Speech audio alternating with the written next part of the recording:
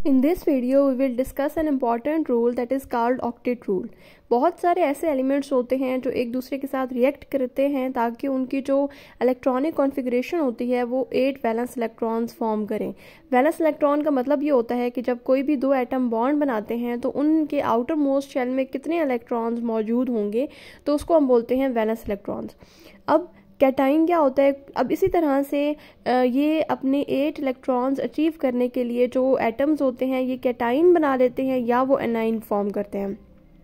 For example, कोई भी ऐसा एटम जिसके पास एक एक्स्ट्रा इलेक्ट्रॉन है तो वो अपना एक इलेक्ट्रॉन अपने नेबरिंग एटम जिसके साथ बॉन्ड बना रहा है उसको दे देगा, तो ये फॉर्म होता है कैटाइन। और जो दूसरा एनाइन है, अगर उसके पास एक कम इलेक्ट्रॉन है तो वो गेन कर लेगा उससे और उसके ऊपर नेगेटिव चार्ज आ जाएगा, उसको हम बोलते हैं एनाइन। अब ऑक्टेट रूल बेसिकली उसको हम ऑक्टेट का वर्ड ऑक्टा से निकला है जिसका मतलब होता है 8 and octet is 8 valence electrons is associated with the stability of noble gases. Generally noble gases stable होती हैं क्योंकि उनका ऑक्टेट कंप्लीट होता है। हीलियम इज स्टेबल और उसमें क्या है, उसमें 2 इलेक्ट्रॉन्स होते हैं तो वो भी स्टेबल होता है। अब ये हमारे पास नोबल गैसेस सामने बनी हुई है, helium, neon, argon and krypton. अगर हम इनके वैलेंस इलेक्ट्रॉन देखते हैं तो हीलियम का 2 है, ये भी इसका कंप्लीट होता है वैलेंस जो इलेक्ट्रॉन्स हैं, वैलेंस शेल जो होता है। नियॉन का भी ऑक्टेट कंप्लीट होता है, उसमें 8 इलेक्ट्रॉन होते हैं, आर्गॉन एंड क्रिप्टॉन। तो इसीलिए हम कहते हैं कि जो नोबल गैसेस होते हैं वो हाईली स्टेबल होती हैं क्योंकि उनके जो ऑक्टेट है वो कंप्लीट होता है। तो हर एलिमेंट जो होता है उसकी कोशिश ये होती है कि वो नोबल गैसेस की तरह अपना ऑक्टेट कंप्लीट करने की कोशिश करता है। सो नोबल गैसेस हैप्पीएस्ट एलिमेंट होते हैं। क्यों होते हैं? क्योंकि उनका जो outer energy level of electron होता है वो फुल होता है और ये बहुत ही कम, इनका नाम ही नोबल है कि ये किसी के साथ रिएक्ट नहीं करते क्योंकि इनको ज़रूरत ही नहीं है, ये स्टेबल है। इनकी वैलेंस इलेक्ट्रॉनिक कॉन्फ़िगरेशन स्टेबल होती है और इनका ऑक्टेट जो होता है वो कंप्लीट होता है। और इनका नाम नोबल या इनर्ट क्यों कहा जाता है? क्योंकि ये नॉन रिएक्टिव होते हैं, that's why these are called noble और इनर्ट।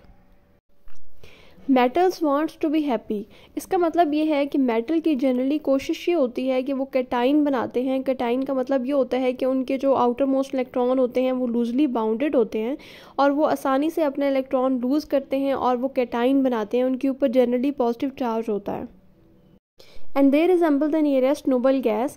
और उनके पास फीवर इलेक्ट्रॉन्स होते हैं देन प्रोटॉन्स। इलेक्ट्रॉन के पास कम होते हैं एज कम्पेयर टू प्रोटॉन्स। अगर हम ग्रुप 1 के मेटल देखें तो उनके ऊपर पॉजिटिव 1 चार्ज आता है, इसका मतलब है ये 1 इलेक्ट्रॉन लूज करते हैं।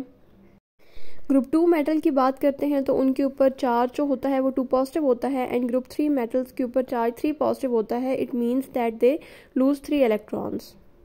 यहाँ पर एक एग्जाम्पल को डिस्कस किया गया है जिसमें हम सोडियम आयन की फॉर्मेशन देखते हैं। Sodium achieves an octet by losing it 1 valence electron. अगर सोडियम एक अपना वैलेंस इलेक्ट्रॉन लूज कर दे तो ये ऑक्टेट अपना कंप्लीट कर सकता है। तो ये सोडियम जो होता है वो अपना एक इलेक्ट्रॉन लूज कर देता है और जनरली पॉजिटिव 1 स्टेट के अंदर या उसके ऊपर जो चार्ज होता है जनरली वो पॉजिटिव होता है और ये कैटाइन फॉर्म करता है। मैग्नीशियम आयन की फॉर्मेशन अगर हम डिस्कस करते हैं तो मैग्नीशियम अपना ऑक्टेट कंप्लीट करने के लिए 2 इलेक्ट्रॉन लूज करता है। तो जनरली मैग्नीशियम के ऊपर जो चार्ज होता है वो पॉजिटिव 2 होता है। अगर हम मैग्नीशियम के चार्ज की बात करते हैं तो उसके ऊपर पॉजिटिव 2 चार्ज होता है। अगर हम मैग्नीशियम एटम की बात करते हैं यानी उसमें 12 प्रोटॉन और 12 इलेक्ट्रॉन होते हैं, लेकिन जब ये 2 इलेक्ट्रॉन लूज कर लेता है तो 12 प्रोटॉन होते हैं और पीछे 10 इलेक्ट्रॉन रह जाते हैं। क्योंकि इसने 2 जो है वो इलेक्ट्रॉन लूज कर दिए हैं तो उसके ऊपर जो चार्ज आएगा वो Mg2 पॉजिटिव आ जाएगा। अब नॉन मेटल्स हैप्पी कब होते हैं? जब वो एनाइन फॉर्म करते हैं और हमें पता है कि एनाइन कैसे बनता है, जब वो इलेक्ट्रॉन्स गेन करते हैं।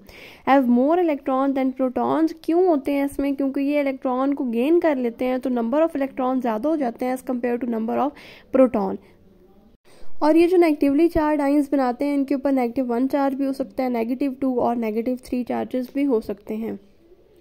फॉर्मेशन ऑफ क्लोराइड आयन, ये हमारे पास एक नॉन मेटल है और ये एनाइन फॉर्म कर रहा है। अब क्लोरीन क्या होता है, अपना ऑक्टेट कंप्लीट करने के लिए 1 इलेक्ट्रॉन उसमें अगर हम डाल दें, ऐड कर दें तो उसका ऑक्टेट कंप्लीट हो जाता है और वो स्टेबल हो जाएगा। अगर हम क्लोरीन के चार्ज की बात करते हैं तो इसमें 1 इलेक्ट्रॉन इसने गेन किया है तो उसके ऊपर जो चार्ज होगा वो भी -1 चार्ज होगा। और क्लोरीन एटम जो होता है उसमें 17 प्रोटॉन और 17 इलेक्ट्रॉन होते हैं, जबकि क्लोराइड आयन जो है जब इसने एक एक्स्ट्रा इलेक्ट्रॉन इसके अंदर ऐड हो गया तो अब 17 इलेक्ट्रॉन पहले थे, अब 18 इलेक्ट्रॉन हो जाएंगे और उसके ऊपर 17 प्रोटॉन्स रहेंगे। We also offer online classes for chemistry and sciences, so contact on WhatsApp number.